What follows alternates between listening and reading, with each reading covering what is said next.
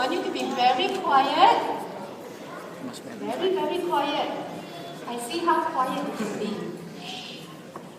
Okay, you're ready now? Once upon a time, there was a kingdom in a faraway land. The king was kind and good, and it was his job to guard the lantern of the purest light, a lamp that brought peace and joy to his kingdom.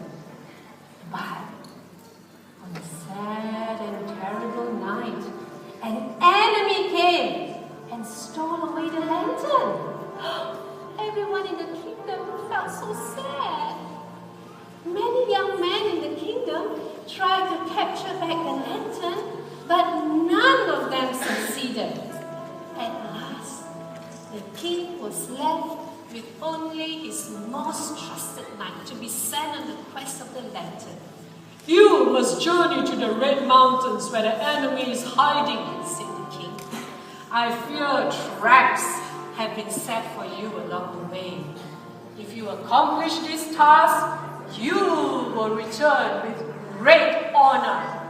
But if you do not, our good people will surely perish. The knight was fearless. He took with him his faithful squire. Now the squire was a poor and honest boy whose parents had taught him how to guard his heart pure by the words from a simple scroll. Can you see the scroll, the paper?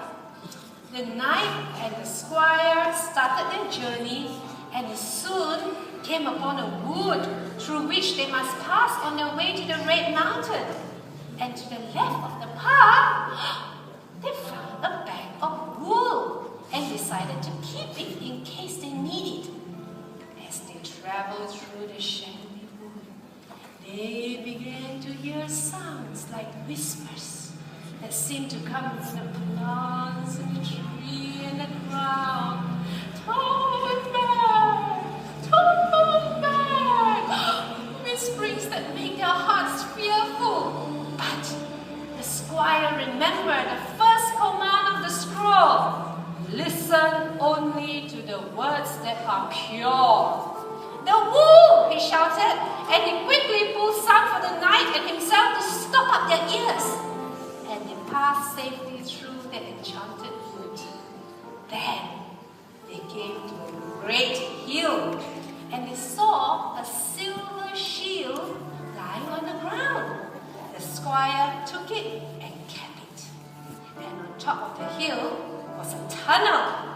And on the walls of the tunnel there were millions and billions of precious gems glittering and shiny. And the knight got distracted. But the squire remembered the second rule of the scroll. Let your eyes look straight ahead and fix your gaze directly before you. But the knight plucked the gem from the tunnel wall, and suddenly, the tunnel was plunged into darkness. The squire realized that he could use the reflection from the shield to find his way out, but the knight, who was distracted, refused to follow him. And the squire, when the horse raced into the light on the other side of the hill, the opening in the mountain closed up into a wall of stone, and the knight was lost. The squire had no choice but to carry on his own.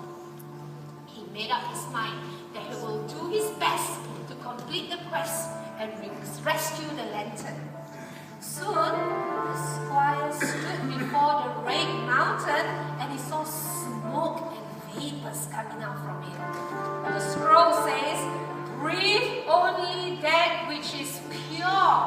So he looked around and he saw a single beautiful flower that stood by the entrance, and he plucked it, holding the flower close to his face. The squire breathed in the fragrance of the flower, and he passed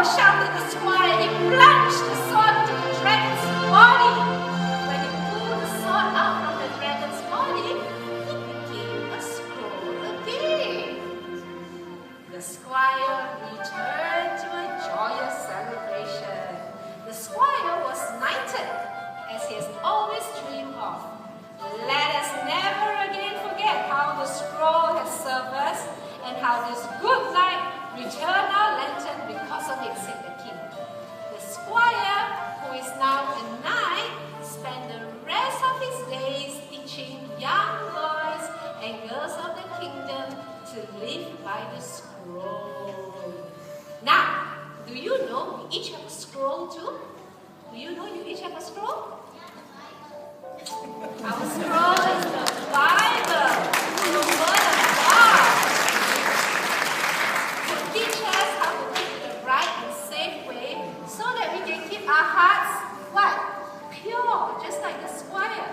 In times when we don't know what to do, the answer is in your Bible.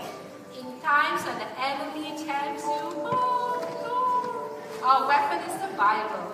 We have to read, memorize, understand the Bible so that we can have obedient and strong hearts to serve our God.